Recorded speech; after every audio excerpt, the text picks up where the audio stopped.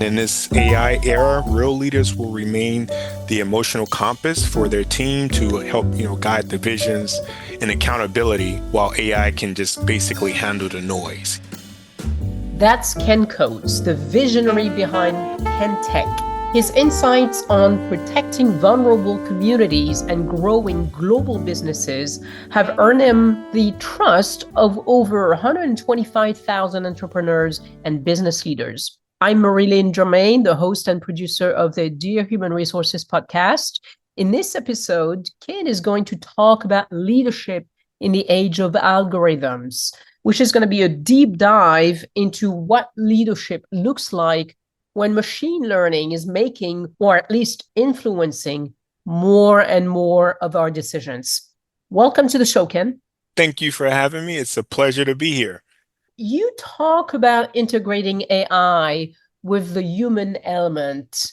How do you personally define leadership in the age of algorithms? We are a background investigative company, and we think we do a pretty good job of what we call blending a unique approach of high tech and high touch. High tech meaning how we aggregate data to unveil truths, but then also that human element, that high touch part of being able to pull information in from the human component. And so when it comes to leadership, that means making decisions with data, but leading with discernment. We see it's not about replacing intuition with code, but enhancing it. And in this AI era, real leaders will remain the emotional compass for their team to help, guide the visions and accountability while AI can just basically handle the noise, bringing information back. What inspired you to start thinking about the intersection of leadership and machine intelligence? I've always been fascinated. My background is a little bit in the tech side, and so I've always been fascinated with technology and innovation. And I realized in my own use case, I realized how the tech that we were using can help speed up what we call truth finding. We didn't think it can replace the nuance of judgment and say the human connection of like empathy when it comes to trust, but I knew it was very important for leadership to evolve with AI as opposed to getting replaced by it. As AI systems take on more decision-making power, how can leaders ensure that accountability remains human-centered? I would say personally for us, we are designing systems where AI can inform, but humans are ultimately the ones that's making the decisions. Transparency, oversight, ethical guardrails are, critical to our business when it comes to background investigations. And so I would implore other leaders, they just need to ask like who's responsible when things go wrong? And that answer should never be an algorithm. What risks do you see in outsourcing leadership decisions to algorithms, especially in high stakes sectors like healthcare or child protection or others? Especially in our field of background investigations, where people, jobs, and livelihood is riding on our decisions. So we see the risk as being simple. AI can be fast, it can help us, but it's not always fair.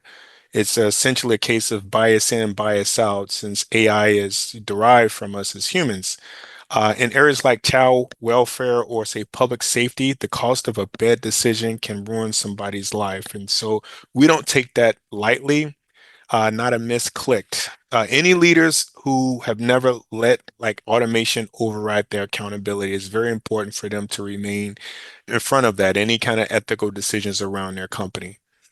Can you share an example where you've seen AI enhance leadership effectiveness without replacing the human touch?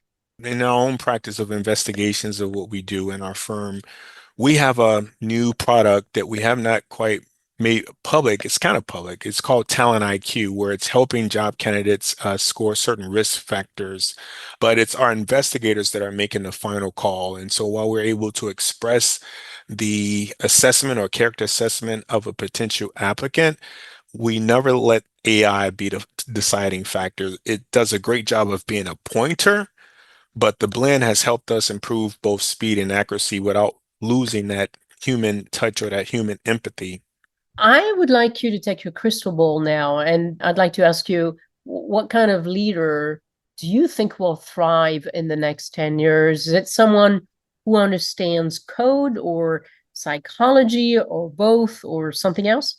Oh man, that's a beautiful question. And I would say it's both. I call it head and heart coherence. And so, although I believe Elon Musk was just touting his new Grok 4, stating that it has a PhD in everything, pretty much, that it will have the highest intellect. Now, it has not created any new physics or any new technology yet, but he see that that's coming. And so, what I think what's important not only for technology, but for the human evolution is to be heart-centered. I believe that's something that AI or any innovative technology will never be able to replicate is that heart-centered. So I would say the next generation leader is a tech empath, someone who can translate between silicon and soul. You don't need to be like a code AI, but you need to comprehend it, and yet you still need to be able to read people better than machines ever will. What's one thing most leaders get wrong about AI and how should they reframe their thinking? Right now, I think people are thinking AI will be the great replacement, and it's not. It's more of an amplifier. Even prior to AI, a lot of technology that we use in our investigations, I would always remind my team that these are pointers. And so, although some of the information is digitized, let's only use that as a leading pointer to something ultimately we as a human need to still differentiate between. So I'd like to finish with a question about integrating AI. So for entrepreneurs who are just starting to integrate AI into their ventures, what's your best piece of advice for staying human first? Start with your mission and not necessarily the latest model. Ask what human problems are you trying to solve, and then let AI scale that solution and not steer it. You'll stay grounded, relevant, and trusted. Anything else you'd like to add? Well, thank you for having me. It's been a pleasure speaking with you. This conversation is needed now more than ever. I would just implore let's keep building a future where tech serves humanity and really not the other way around. Great insights, Ken. Thank you for being on the show. My pleasure. Support for this show comes from Western Carolina University, a campus of the University of North Carolina system, with the technical assistance of Kelly Minnis.